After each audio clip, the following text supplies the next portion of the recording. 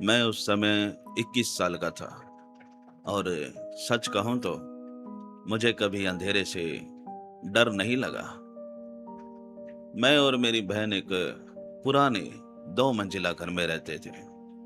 यह घर बाकी घरों से थोड़ा सा अलग सा था। ऊपर और नीचे दोनों फ्लोर पर दो अलग अलग किचन बनाए हुए थे।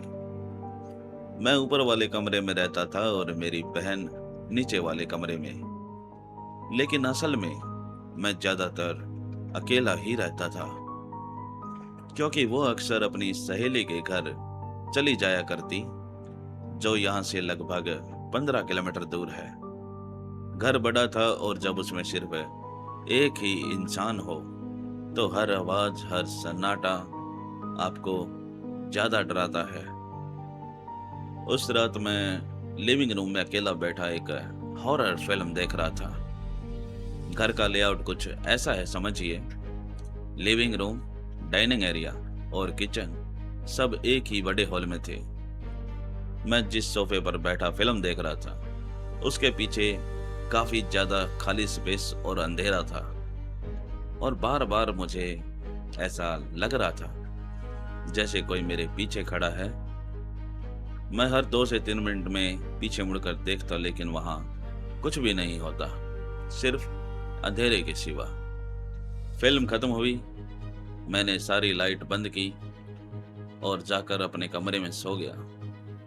करीब 2 घंटे बाद अचानक मेरी आंख खुल गई। रात का जो समय था वो 1 बज चुके थे।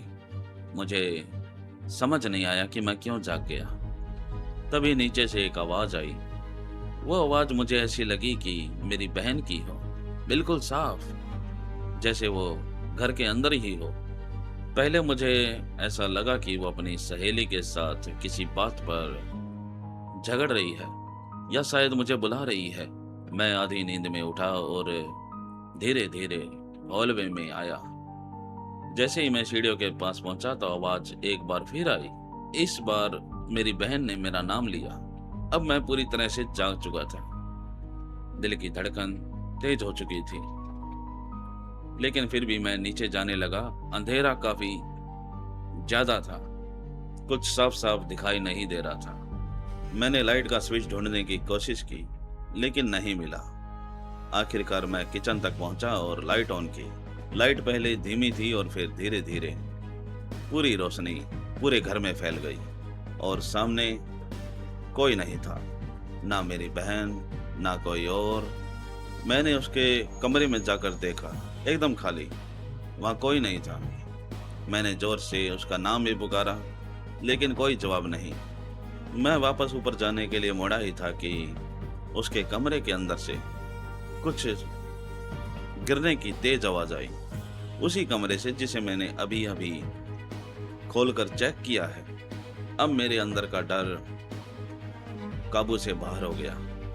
मैं भागा सीधे ऊपर, अपने कमरे में घुसा और दरवाजा लॉक कर लिया। मैंने पूरी रात अपनी बहन को कॉल किया, लेकिन उसने फोन पिक नहीं किया। सुबह उसका मैसेज आया।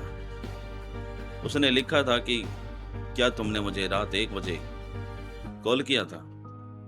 मेरे हाथ कांप गए। मैंने तुरंत उसे पूछा, क्या तुम रात को घर आई थी? आप उसका जवाब सुनकर चौंक जाएंगे। उसने कहा, नहीं, मैं पूरी रात अपनी सहेली के घर थी। मैं धीरे धीरे नीचे गया उस कमरे में जहां से आवाज आई थी, लेकिन ऐसी कोई चीज वहां नहीं थी जो गिरकर आवाज कर सके। आज भी मैं ये समझ नहीं पाया कि उस रात मैंने अपनी बहन की आवाज इतनी साफ कैसे सुनी।